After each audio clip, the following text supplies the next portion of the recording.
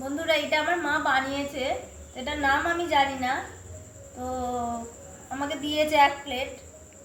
মা এটা কি বানিয়েছো? এটা হচ্ছে দই দিয়ে ময়দা দিয়ে একটা গুল্লা করেছি।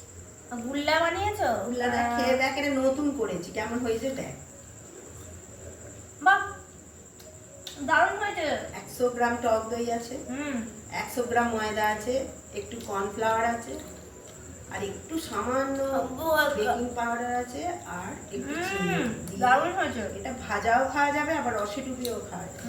এগুলো কি রসে ডোবাতে হবে না ভেজেই উঠে যাবে কি জানি। ভালো ভাজাটাই ভালো সুন্দর লাগছে। দেখা যাক আরো তো দুটো রসে ডুবিয়ে দেখতে পারো। করে রসে ডুবিয়ে দিই। দারুণ হচ্ছে। তোমরা কিন্তু এটা ট্রাই করে দেখো। আর রেসিপিটা মা তুমি কিন্তু দিয়ে দিও, হ্যাঁ? অবশ্যই দেবো, আমি এটা নতুন বানিয়েছি, কেমন হয়েছে ওই জন্য মেয়েকে বললাম যে খেতে, তো মেয়ে তো বলছে ভালোই দারুণ হয়েছে। দারুণ।